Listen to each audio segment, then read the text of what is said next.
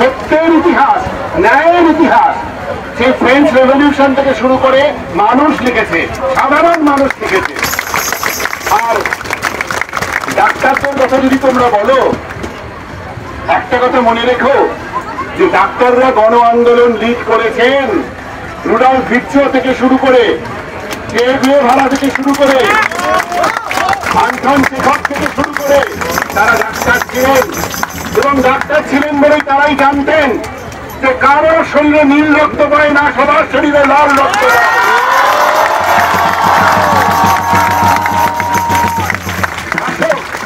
শাসক শ্রেণী বরাবর ভাগ করে গেছে মানুষকে, ডিভাইড অ্যান্ড রুল।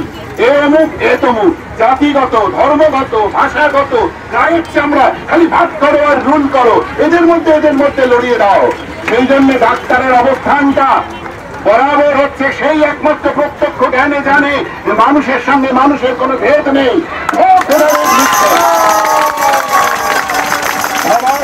মানুষই সত্য, মানুষই শেষ কথা বলে ইতিহাসে, এটা ডাক্তাররা তাদের নিজের জীবন দিয়ে জেনেছে। আর আজকে তোমরা যে কজটার জন্য উঠে দাঁড়িয়েছ, আজকে তিলোত্তমা অমর হয়ে গেছে। তিলোত্তমাকে আর নতুন করে তোমরা, আমাদের মেদিনীপুরের আমার ছেলে মেয়েরা, তোমরা জানো আমার একটু পাহাড়ে যাওয়ার মানে আছে, ও ইতিহাস আছে, পাহাড়ে যাই। অলরেডি গত 3 দিন আগে আমাদের মাউন্টেনিয়ারিং কনভেনশনের একটা মিছিল হয়েছে ধর্মতলায়। সেখানে আমি প্রস্তাব দিয়েছি যে আগামী 1 বছরে পশ্চিমবঙ্গের যে কোনো ক্লাব থেকে হিমালয়ের কোন একটি 6000 মিটারের উপর শৃঙ্গ আননেম পিক যদি ক্লাইম্ব হয়, তার নাম Mount Tilottama.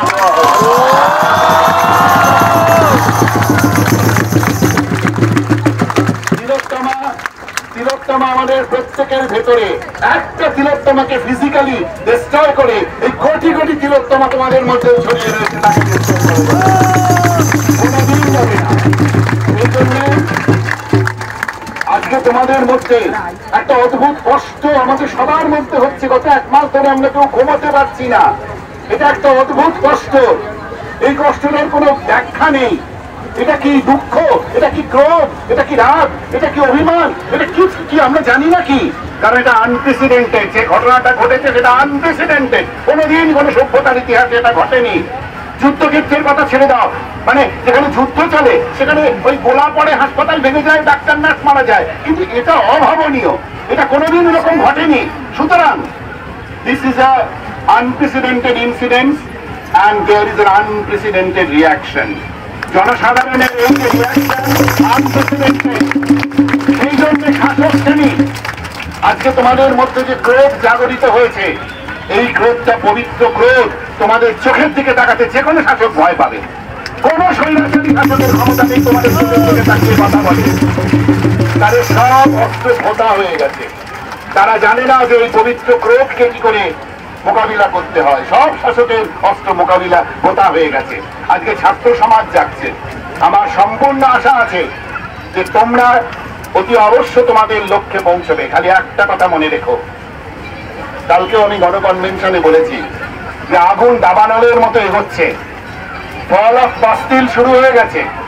The fall of Bastille has began.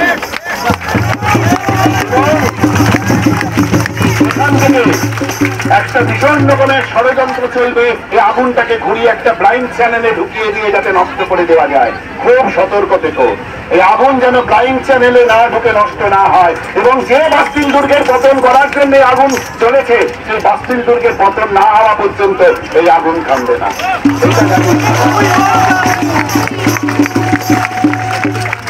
আমরা হাসপাতালে কাজ করছি, সিনিয়ররা নিজেদের সাধ্যের অতিরিক্ত দিয়ে সাপোর্ট দিয়ে চালিয়ে যাচ্ছি। তোমরা তোমাদের লড়াইটা চালিয়ে যাও। চিকিৎসা করা, মানুষের চিকিৎসা বলতে শুধু শরীরের চিকিৎসা বোঝায় না। আমরা ওখানে মানুষের চিকিৎসা করছি, তোমরা এখানে দাঁড়িয়ে সমাজের চিকিৎসাটা করছো।